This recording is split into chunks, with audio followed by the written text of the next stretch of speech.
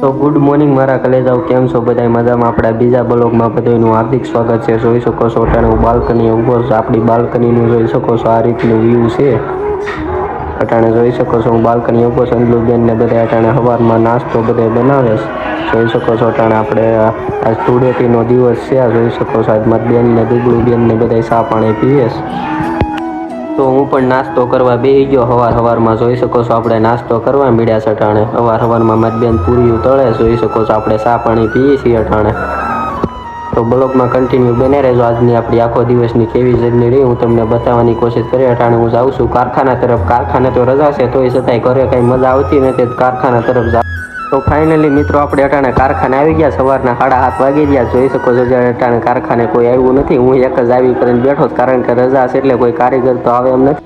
તો આપણે કારખાને ભાઈ 2-3 દિવસની રજા છે એટલે ભાઈ આપણે સચિનભાઈ કહીશ કે અહીંયા એક નદી છે, હાલો ફરવા જઈએ. તો મેં કીધું હાલો, તો આપણે જઈએ છીએ અટાણે નદી તરફ. જોઈ શકો છો અટાણે અમે રસ્તામાં હાલ્યા જઈશ.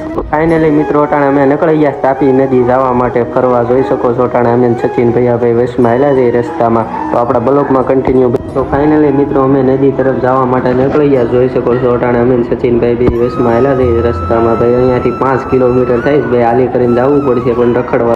તો ફાઇનલી મિત્રો અટાણે આપણે હાઈવે રસ્તા ઉપર ચડી ગયા. જોઈ શકો છો આપણે રોડ ઉપર અટાણે હાલ્યા જઈએ. આ મોટું પુલ વટી એટલે નદી ડાયરેક્ટ આવે છે નદી. ફાઇનલી મિત્રો આપણે નદી તરફ જતા હતા. વચમાં મહાદેવનું મંદિર આવતું. જોઈ શકો છો આપણે દર્શન કરવા મહાદેવના આવી ગયા. બધા દર્શન કરી લેજો. જોઈ શકો છો આપણે દર્શન કરી લીધા મહાદેવના અટાણે. જોઈ શકો છો અમે જવા માટે નીકળી ગયા નદી તરફ. જોઈ શકો છો આ રીતનું ફોટો છે. આ રીતનું બધું અંદરનું બેકગ્રાઉન્ડ છે ભાઈ મંદિરનું. આપણે તો કોઈ દેવા નતા પણ પહેલી વાર આવ્યા છે.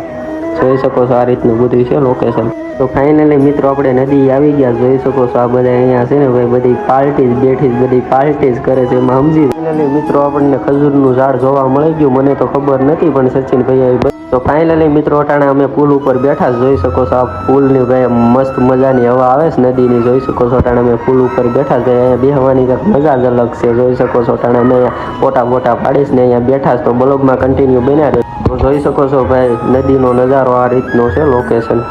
આ રીતની નદી છે ભાઈ. નદી તો બહુ ઊંડી છે પણ આમાં જોવો તમે આ રીતની નદી છે ભાઈ. તો ભાઈ મજા આવે એવું છે. નજારો એમાં નેક્સ્ટ લેવલ છે, કંઈ ઘટી નહીં. જોઈ શકો છો અમે અટાણે આગળ જવા માટે નીકળી. ફાઇનલી મિત્રો આપણે અટાણે મંદિર આગળ આવી ગયું. અટાણે મંદિરે આવી ગયા દર્શન કરવા. આ રીતનું બધું મંદિર છે ભાઈ. અટાણે બધા સાધુ અંદર પૂછા છે મંદિરમાં. જોઈ શકો છો અમે અટાણે મંદિરમાં દર્શન કરવા આવી. આપણે તો કોઈને જોયું નથી પણ આ સચિનભાઈ બધું જોયેલું છે. તો ફાઇનલી ગાઈઝ અટાણે આપણે આવી ગયા હતા એક મંદિરે ભાઈ. હું આપણે કચરામાં આપણે જોયું તો આ મહાદેવનો ફોટો બોલો કચરામાં પડ્યો. તો આપણને બધાને એમ છે કે ભાઈ માણસ છે ને રખડે છે, પણ આ જો ભગવાને